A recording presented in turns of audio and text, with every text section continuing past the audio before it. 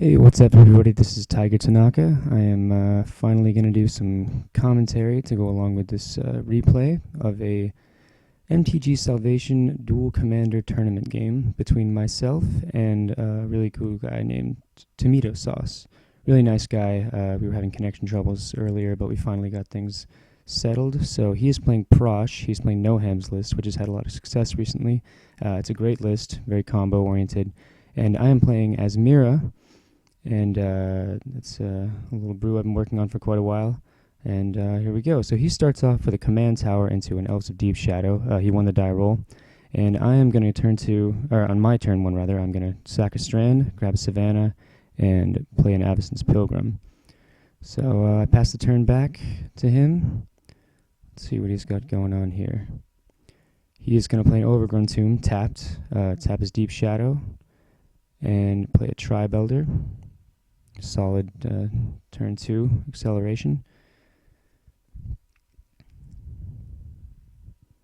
Alright. So I've got a few options here, but definitely the best of them are, the best of which is going to be Priest of Titania. He's got an elf, and Priest is a great old card when everything was symmetrical and Magic was totally fair, right? So that's great for me because Priest now taps for 2, so I got a little 1 Power Stone going on. Do not have a second land drop, so that's a bit of a setback, but mana production not really too terribly hindered so far. So let's see what he's got going on.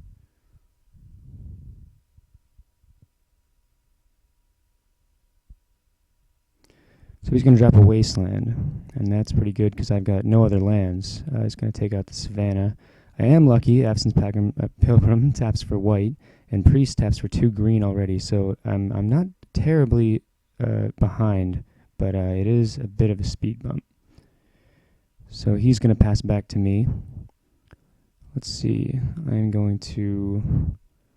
I've still got a few options here. Bloom Tender's great. I can keep the mana production up.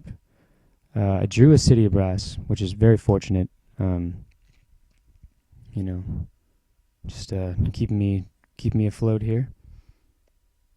Not that I'm doing too badly. Bloom Tender's another elf for a Priest, which is great.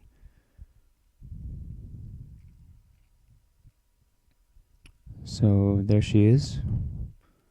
I love this card, especially I think it's kind of underrated in 2-color decks, but it's again a Worn Power Stone for 2. If it lives, it is fragile, but really powerful mana acceleration.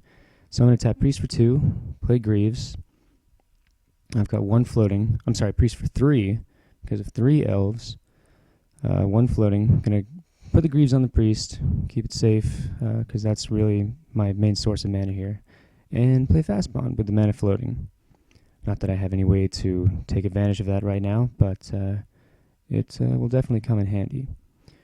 So I'm going to pass the turn back here. He's going to untap. He's going to use a Marsh Flats. Going to sack that.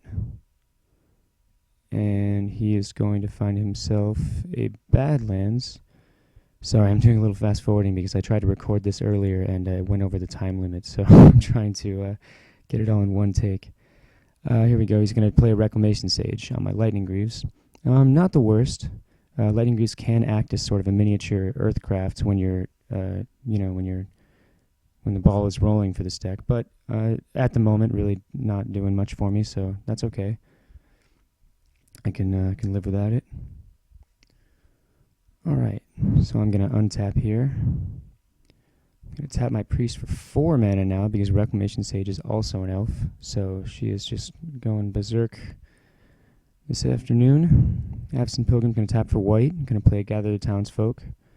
Going to get me some human tokens, which are wonderful because they are white. And for some reason, Cockatrice automatically makes them into human frailty tokens, which I think is pretty sweet. So I kind of like that. And this now means Bloom Tender taps for 2 mana. I've got 3 in the pool. Gonna play a Buried Ruin. I do have to admit that I play a lot of colorless non-basics for a 2-color deck. I play 6, which is kind of a lot. Only 10 basics, but I find them all to be pretty useful. Their utility. I play a ton of land tutors, pretty much every one that I can, mostly for Cradle. But this gives you a lot of versatility. And since you have a lot of mana elves and stuff, you can get a lot of colored mana. So here we go, Tanglewire, my favorite card in the entire game of Magic. It's a great card. I love having lots of permanents, and I really love not having to worry about what my opponent is doing. And Tanglewire allows me to do both of those things, and in spades. So it's a wonderful card, great art, cool ability. So what I'm going to do here is I'm going to use Altar of Bone. It's a rare sorcery from Ice Age. White-green for some reason, I don't know why, but I'm very happy that it is. I'm going to sack a human token, and I'm going to find Stoneforge Mystic, who is the spine of the deck. This is pretty much the most important card. I play just about every viable creature tutor, and they all get Stoneforge 99% of the time. And that is because this deck revolves around Skullclamp. So I'm going to pass the turn. I am tapped out, but I've got a Tanglewire with 4 counters on it, and I'm feeling pretty good here. So he takes a moment to think at the end of my turn. He's going to untap. He's got a Beast Within in hand, which is a little scary. He's he's tapping for Tanglewire. Okay. So we've got 4 permanents tapped, Sage and Elf among them.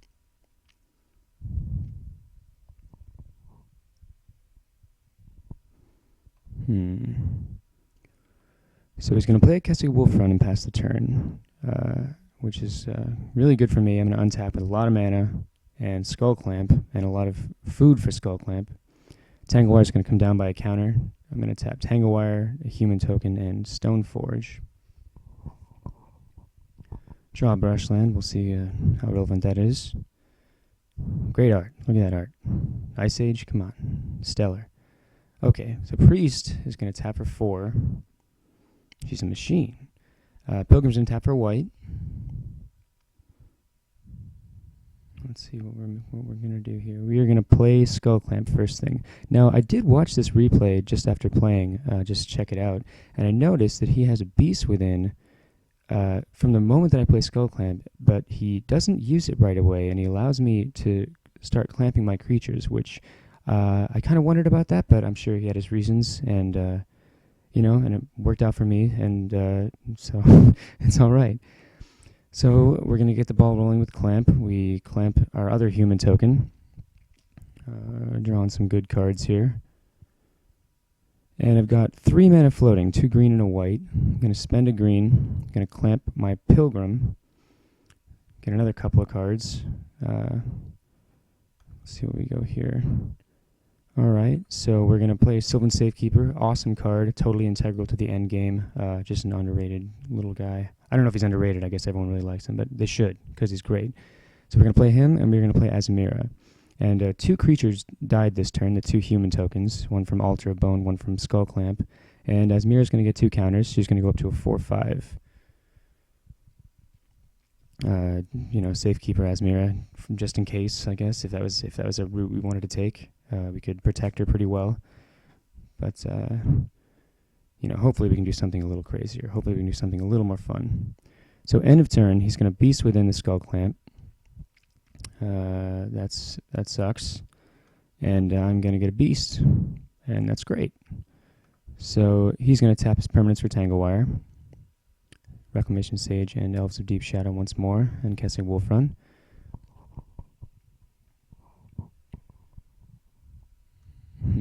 So he is going to tap for 3 visits. Cool little Portal 3 Kingdoms, Nature's Lore. Very cool. Great name. He's going to get a Stomping Ground, and he's going to pass turn back to me. All right. So I think I can do something really crazy here. At end of turn, I'm going to tap 3 creatures and City of Brass, Court of Calling for 1. Poor Uno. And I'm going to get Weather Wayfarer. This is great because I'm doing it end of turn, so I can untap and use Wayfarer immediately next turn. And since Cradle is really the next most important thing behind Skullclamp, you want to find Skullclamp, you want to find Cradle. There's things that are almost as good as Cradle, like Earthcraft, Lightning Greaves in some scenarios, but Cradle is really what you want. So we have pretty much every available way to find it. And Weather Wayfarer is a pretty busted card. Recurring tutor, gets anything. It's really nuts. So end of turn, Court of Calling for Wayfarer. Tanglewire is going to go down 2 counters. Going to tap that and Safekeeper. And here we go. I think we can go kind of nuts here. So let's see. Bloom Tender is going to tap for a green and a white. Weather Wayfarer is going to use that white, and he's going to go find Gaia's Cradle. Look at that card. What a fair card. Crane Ranger, which is great because once you have Cradle, all your 1-drops are essentially free. So Cradle is going to tap for 8. And we do have this fast bond here. So this Crane Ranger, we can do some fun little tricks. We drew a forest off the clamp, so that'll be great. We're going to float a white here. We're going to play our forest via fast bond. We are going to float a green. We are going to return it to untap Weather Wayfarer. And we are going to go find Deserted Temple. One of my favorite lands of all time. It's just really neat. Little Odyssey gem. Great, obviously, with Academy and, of course, Gaia's Cradle. So we are going to untap Cradle. We are going to tap it again for a total of 16 green mana. And here's where this little guy comes in handy. We are going to dig through that dirt, and we are going to find some sunken treasure, and we are going to get ourselves a shiny new Skull Clamp with that Buried Ruin. So the wheels are still on the train, and it can proceed. Because now we got a lot of mana, a lot of clamp fodder, and we can just go to town here. We've still got 13 mana floating. Priest is going to tap for 5. Now they've got Ranger. Ranger's done some good work, so we're going to convert her for even more value. A couple cards off clamp. 1 dead creature. 17 mana floating. We are going to continue clamping. We're going to clamp the Priest. We're going to draw some more cards here. Let's see what we've got. We're going to clamp Wayfarer. We're going to draw some more cards there. We're drawing some pretty valuable stuff here. Some pretty bomb stuff. Okay, we're going to clamp the Bloom Tender. Since we've got fast bond, we've got all sorts of ways to continue to produce mana, and hopefully we won't need to do it after this turn. Hopefully we can win the game right now. Still got 13 mana floating. We're going to play an Arbor Elf. We are going to clamp an Arbor Elf. Draw a couple more cards. Let's see here what we've got going. We're going to play a Findhorn Elves. We're going to clamp a Findhorn Elves. Findhorn. We drew 2 enchantment tutors that turn, which is awesome. So, but unfortunately we are pretty close to running out of clamp fuel, so we're going to try to reload. Going to play a Plains off fast bond, and we are going to spend our white mana, and we are going to Enlighten Tutor. And what we are going to get is Promise of Boonray. One of my, it's just the sweetest card.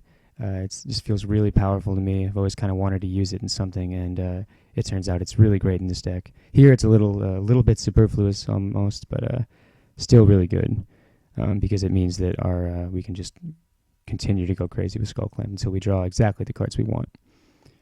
So we're going to play an Expedition map, get yet another land, and I get Colony Garden, but that was actually a mistake because what I should have gotten was Dryad Arbor, so that I could have played the Promise of Boonray and been able to trigger the Promise of Boonray with Armageddon, and that would have been a lot cooler, or a little more value rather. Would have been kind of nice. So here we go, Flagstones, Colony Garden, get our little plant, and what do we got here? Playing the Promise. We play Brushland, and we're going to play an Armageddon. An awesome card. One of the most broken white effects, Armageddon, Ravages. Love those cards. And one of the win conditions for this deck. So there you go. That's game 1, and on to game 2. Thanks for watching.